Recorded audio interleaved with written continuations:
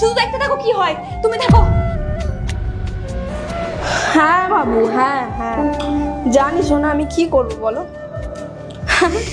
আচ্ছা আচ্ছা ঠিক আছে ঠিক আছে। হ্যাঁ বাবু, হ্যাঁ হ্যাঁ হ্যাঁ।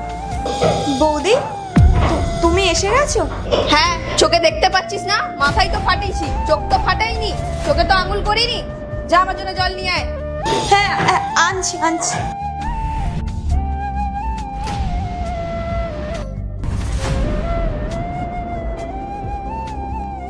বৌদি, এ নাও জল। এটা কি? জল? সেটা তো আমিও দেখতে পাচ্ছি, এটা জল। তুই জানিস না আমি স্টিলের গ্লাসে জল খাই না? ঘরের কি সব কাঁচের গ্লাস খেয়ে ফেলেছিস নাকি? আমি এই ঘরের মালিক, তোর মতন কাজের লোক ভেবেছিস নাকি যে আমি এই গ্লাসে জল খাবো? শোন, আমার শরীরটা খুব ক্লান্ত লাগছে, আমার পাটা একটু টিপে দে তো। বৌদি, আমি পা টিপবো? না তো কে টিপবে বুঝি?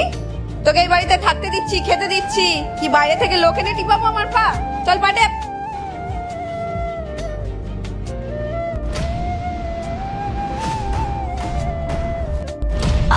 ভালো করে পা টিপতে পারো।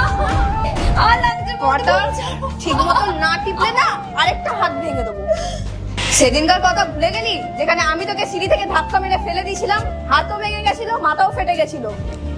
শোন, এ বাড়িতে থাকতে গেলে না আমার কথা মতন তোকে চলতে হবে, বুঝেছিস?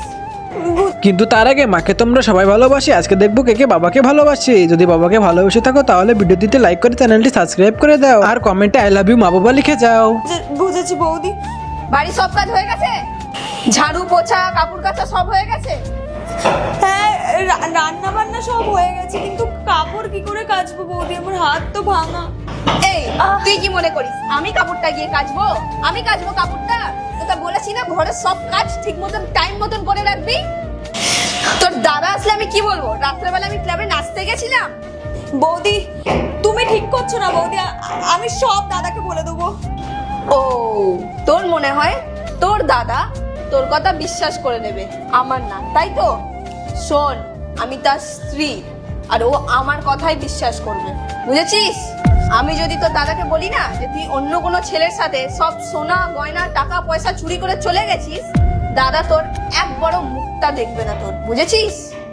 এখন দেখছি তুই আমার মুখে মুখে খুব তর্ক করছিস। তোর দাদা আসলে বলবো সব টাকা পয়সা চুরি করে না পালিয়ে গেছে। চল তুই আমার বাড়ি থেকে বাড়ো বাড়ো বাড়ো। না বৌদি, আমার ভুল হয়ে গেছে, আমায় ক্ষমা করে দাও, ক্ষমা করে দাও।